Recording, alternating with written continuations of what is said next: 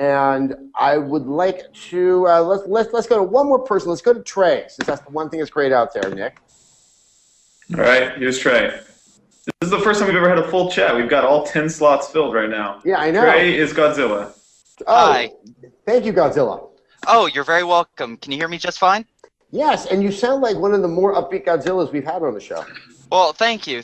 I try. My question to you is, Adam Sessler, is actually over the past few years. When the first consoles came out, there was a stigma against strategy games on the consoles, and then there was a large amount that came out. And except for XCOM Enemy Unknown that came out last year, there hasn't been that many. I was going to stop you there. When you say when the consoles first came out, do you mean this generation of consoles? Oh, yes, this generation. Got it. I remember actually Microsoft doing like a big push with Halo Wars, and then you had the PS3 that did a big push with maybe not strategy as units, but like I forget the name. It was a Japanese title, the Xperia Chronicles or something, I believe. That sounds right. Yeah, but I remember this actually a large push in the strategy department. There were quite a few that came out, including like Supreme Commander and Ruse, that I actually really enjoyed. But then right now, it's like there hasn't really been any major releases. I'm just wondering. Ruse. Wow, even I forgot about that. Props to you for bringing that up. I think one of the bigger issues, and I can't remember if Ruse was turn-based or real-time. It was real-time. It was, and that's the problem. I don't think real-time strategy works on consoles because of the controllers.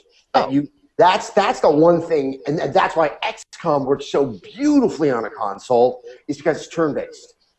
That, when you have to, I think controllers are great for so many things, but that level of precision that I know they tried to resolve with Halo Wars, but it was, at the end of the day, I found it a very, very awkward fit, especially because you knew how it was supposed to be played.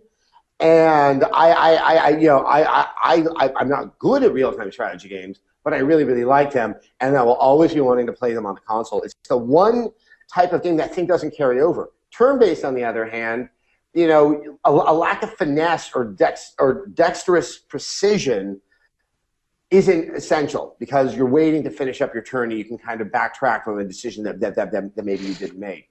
Having said that, I think that for most publishers, strategy is a really scary idea.